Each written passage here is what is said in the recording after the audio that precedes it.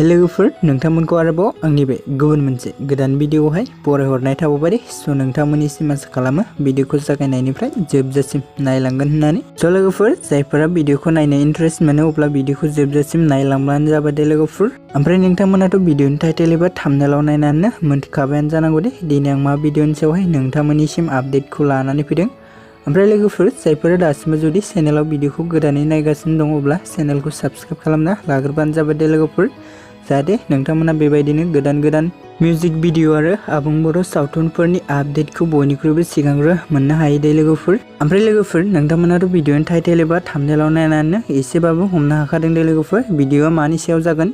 Actually लोगोफोर आं दिनै लेहार फिल्म प्रडाक्शन बेनारनि आन्दाराव फैनाय आरो बिथां पंकज लाहारीनि नाजानायाव जोनोम मोननाय मोनसे आबुं बर' सावथुननि सायाव आं नोंथांमोननिसिम शेयार खालामनो होनना सानदों दे लोगोफोर। ओमफ्राय लोगोफोर बे आबुं बर' सावथुननि मुङानो जाहैबाय दाहाल दे लोगोफोर।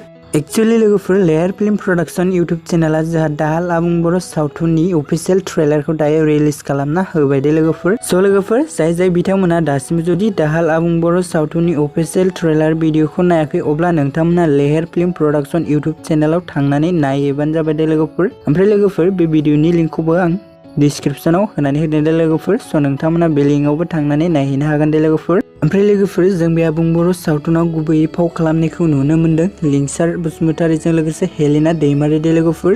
ओमफ्राय लोगोफोर बिथांमोनजों लोगोसे जों बे दाहाल आबुं बर' सावथुनाव गुबैयै फाव खालामनायखौ नुनो मोनबावदों नेरसोन, लीना, बिग्राय आरो रुबुल दे लोगोफोर।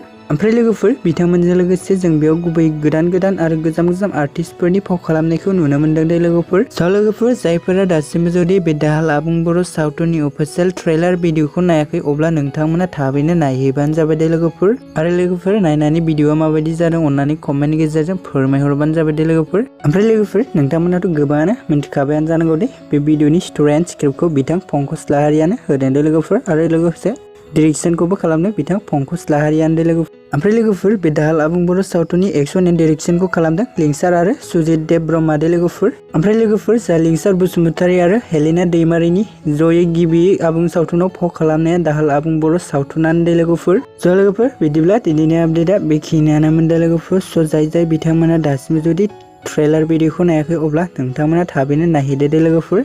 स' लोगोफोर बेबायदिनो गोदान भिडिअफोरनि नटिफिकेसन मोननो थाखाय नोंथांमोना थाबैनो आंनि चेनेलखौ साबस्क्राइब खालामना लाबानो जाबाय दे लोगोफोर आरो खाथियावनो थानाय बेलनि आइकनखौबो अल प्रेस खालामना ला दे लोगोफोर।